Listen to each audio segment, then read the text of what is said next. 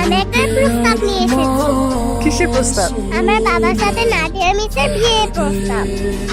আশা, ছোট মানুষ ছোট মানুষের মতো কথা বলো।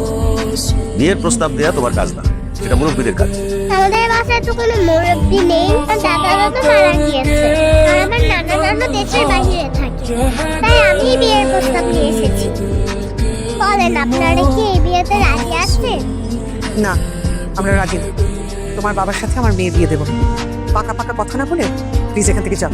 আমার বাবা দেখতে সুন্দর, ভালো একটা জব করে, নিজের একটা ফ্ল্যাট আছে, বাইক আছে, কয়েকদিন পর একটা গাড়িও কিনবে। তারপরেও কেন মিসকে বিয়ে দিবেন না? কারণ তোমার বাবা বিবাহিত, তার একটা বাচ্চা আছে। কোনো বিবাহিত ছেলের সাথে আমার মেয়ের বিয়ে আমি দেবো না। দেখেছিস না দিয়া, লাই দিয়ে দিয়ে কেমন ভাবে তুই মাথায় তুলেছিস, এখন তুই বিয়ের প্রস্তাব নিয়ে চলে আসছে। এই, তুমি যাও তো এখান থেকে যাও। না, আমি যাবো না, আমি